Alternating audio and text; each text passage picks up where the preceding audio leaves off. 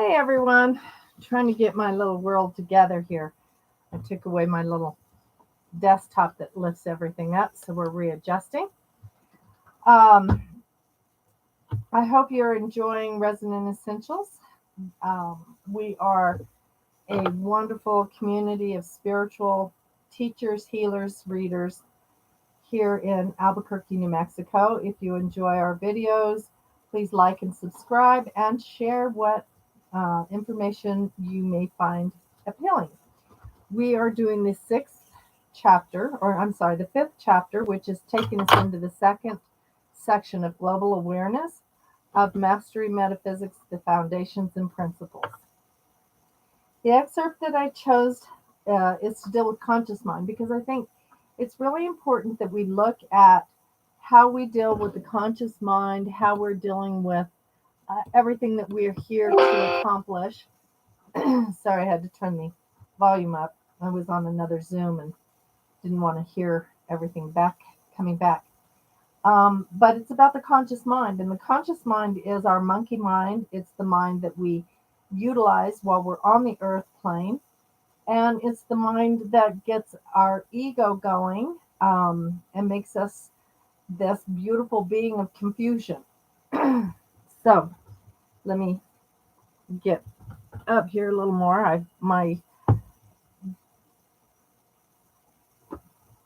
carpet protector underneath me has a little dip in it. So there we go. I go sliding all over the place. The conscious mind is like a mischievous child. A child thinks of having fun and playing games, and so does the conscious mind.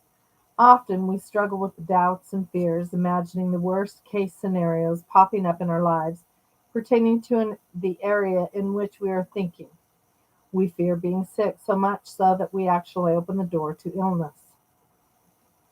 Maybe we fear being alone, so unconsciously, through the conscious mind, create situations that reject someone before there has even been a chance to state intentions.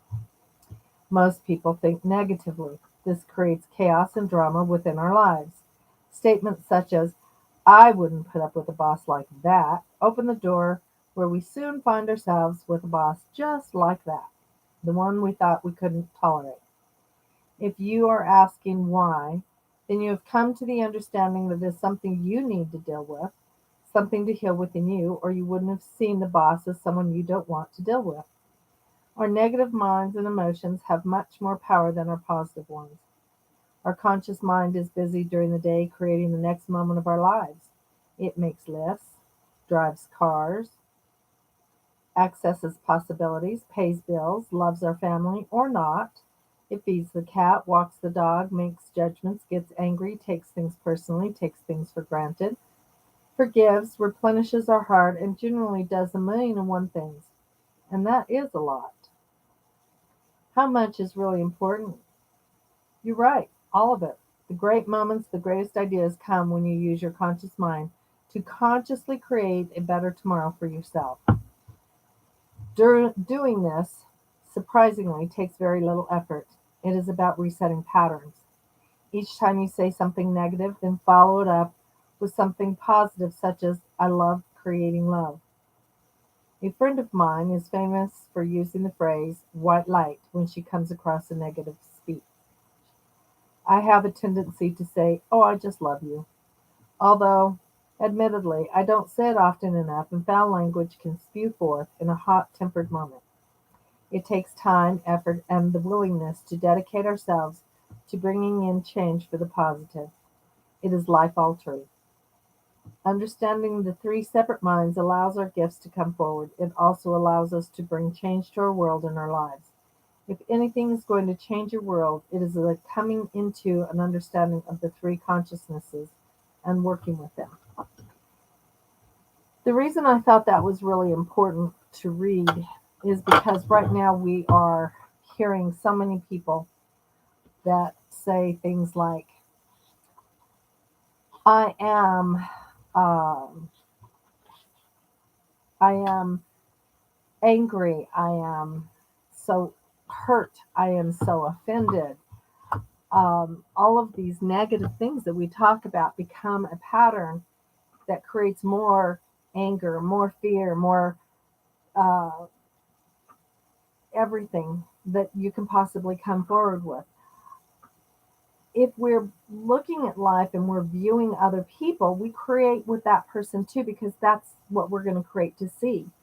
When we see somebody who we think is not in alignment with their higher self, then we go, oh, well, they're just so 3D. Well, if you're doing that, you're judging. And that's the part where you're kind of 3D, because judgment means letting go of all expectations, of all uh, decisions of position.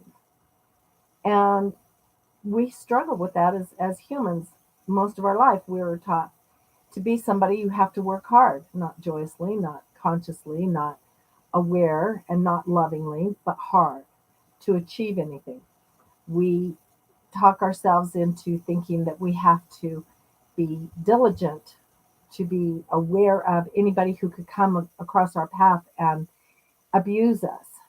Or we create a scenario in which we have already perceived, with our conscious mind, we've perceived somebody as being abusive toward us.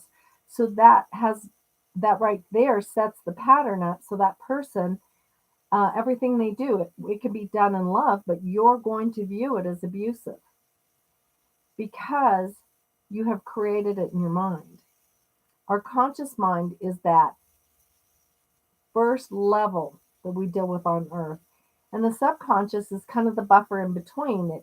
It holds all our possibilities, it holds the truth of our lives, of our past lives, and it holds the information of what we came here to balance.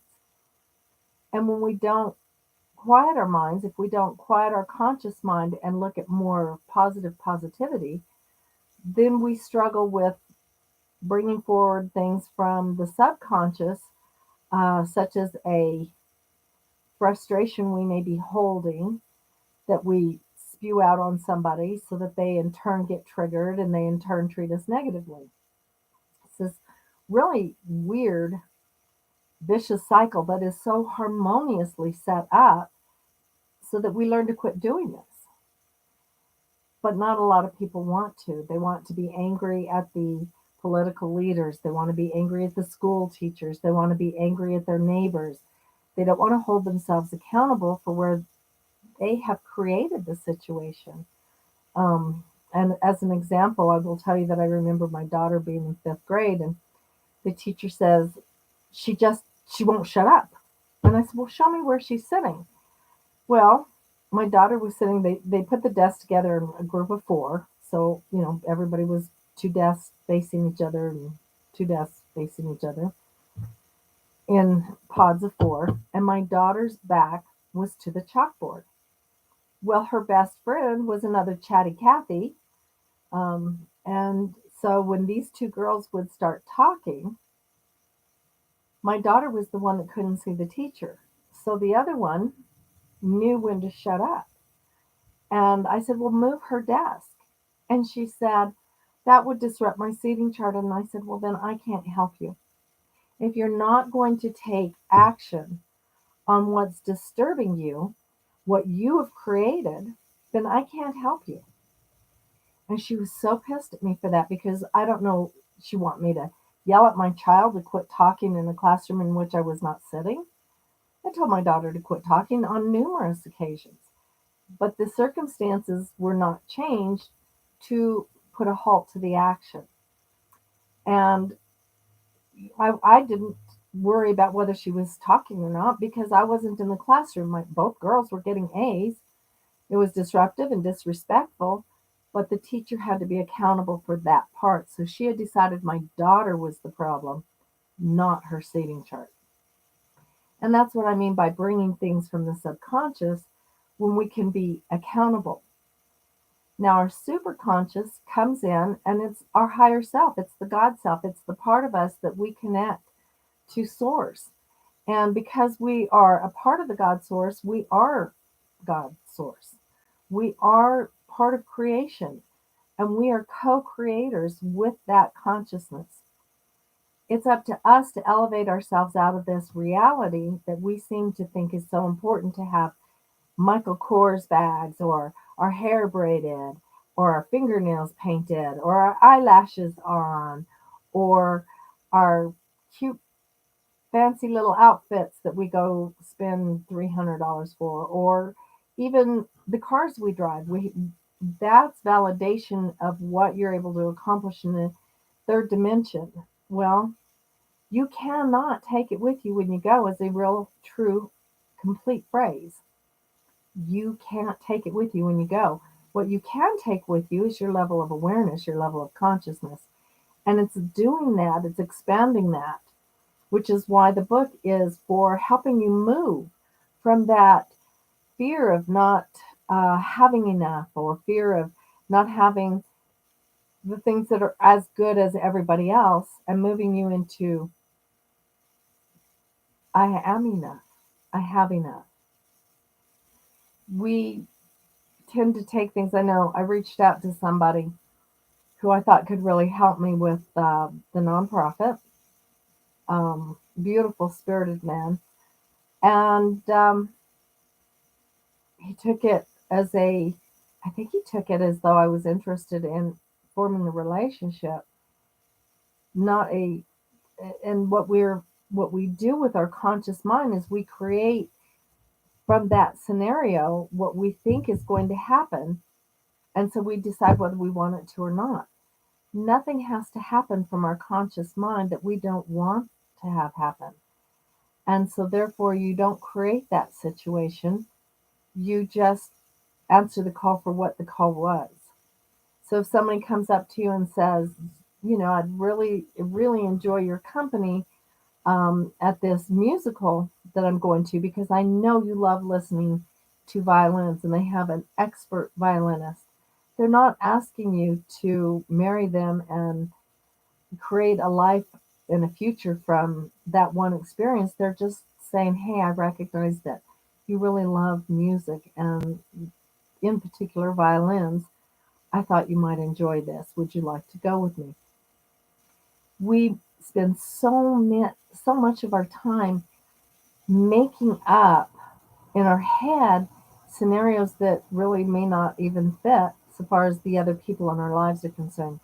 Take things at face value, enjoy your life, create from your heart those things which you want to have happen. Open your heart and open your mind and understand that so you think it, so you create it.